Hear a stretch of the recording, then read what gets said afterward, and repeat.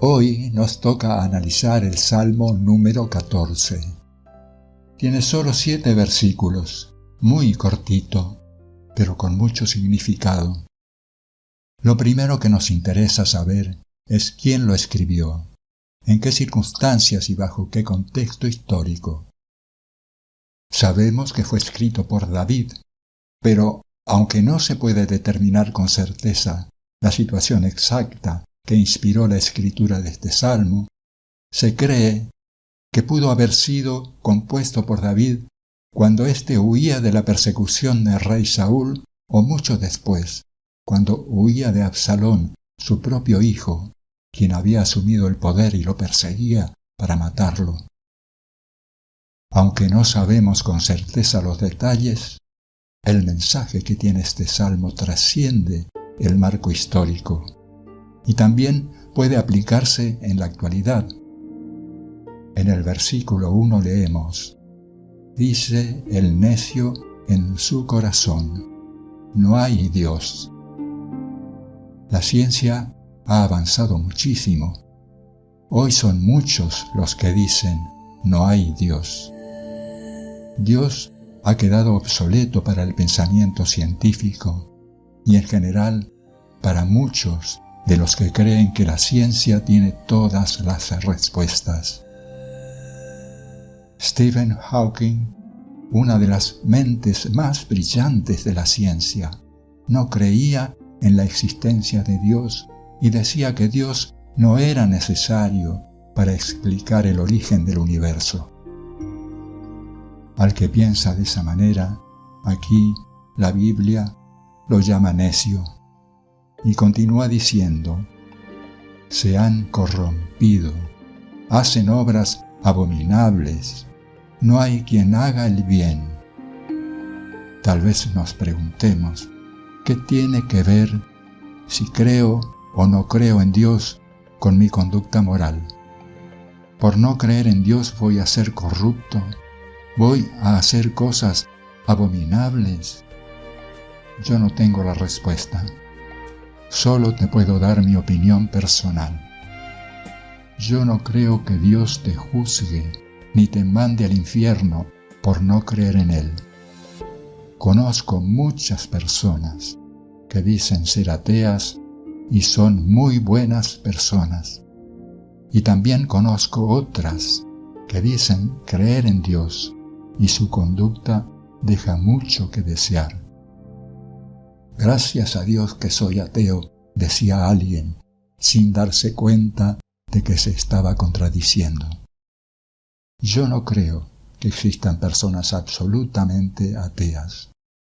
Nacemos con la necesidad de Dios como si estuviera grabado en nuestro ADN. Al ver las maravillas de la naturaleza y lo inmenso del universo, no podemos más que creer que detrás de todo esto está algo o alguien inmensamente poderoso y sabio que llamamos Dios. Siguiendo con la lectura del Salmo, en el versículo 2 leemos: Jehová miró desde los cielos sobre los hijos de los hombres, para ver si había algún entendido que buscara a Dios. Dios miró desde el cielo a cada uno de los seres humanos, escudriñando sus corazones, para ver si había alguien que realmente buscara a Dios. Pero en el versículo 3 llegó a la conclusión de que todos se desviaron, a una se han corrompido. No hay quien haga lo bueno, no hay ni siquiera uno.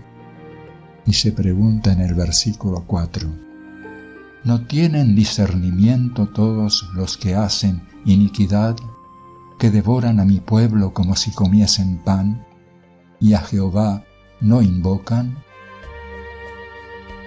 En otras palabras, está diciendo, ¿no se dan cuenta de lo que están haciendo? ¿Que con su actitud y lo que hacen están destruyendo a mi pueblo?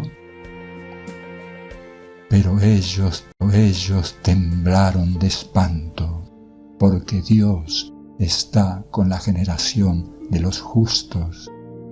Del consejo del pobre se han burlado, pero Jehová es su esperanza.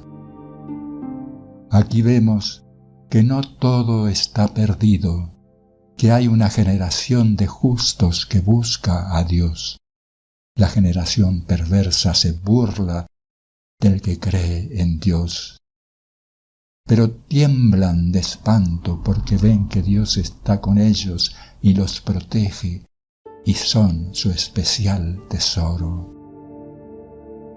Y concluye diciendo en el versículo 7, «Oh, que de Sión saliera la salvación de Israel, cuando Jehová hiciere volver a los cautivos de su pueblo, se gozará Jacob y se alegrará Israel».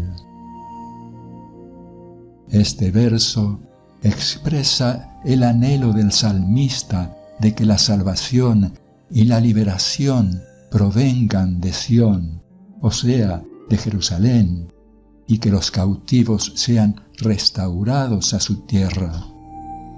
Cuando leemos que los cautivos sean restaurados a su tierra, lo primero que viene a la mente es el cautiverio del pueblo de Israel en Babilonia. Pero hay un problema.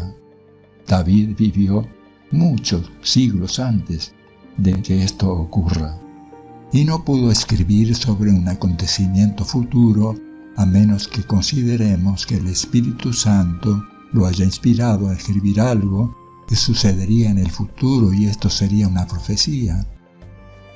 De ser así, lo podríamos asociar al momento en que el pueblo judío fue liberado del exilio babilónico y pudieron regresar a su tierra y reconstruir el templo de Jerusalén. Pero además, también podría verse como una referencia más amplia a la redención mesiánica y al cumplimiento final de las promesas de Dios. En este contexto, muchos creyentes esperan un futuro mesiánico en el que se producirá la redención final y completa de Israel. Según esta perspectiva, el regreso de los cautivos se asociaría con ese momento futuro de liberación y gozo para el pueblo de Israel.